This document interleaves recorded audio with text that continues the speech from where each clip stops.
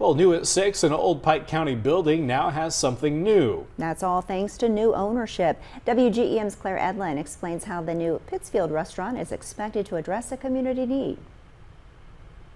Former owners of the Riverbank Bar and Grill over by Florence Bridge took possession of the Watson Hotel at the start of 2025. And with that, they brought their expertise. When you enter the lobby of the hotel that Abe Lincoln once frequented, you will find dining room seating occupying the space. The dining establishment is called Watson 1838, just like the hotel, bringing with it familiar recipes.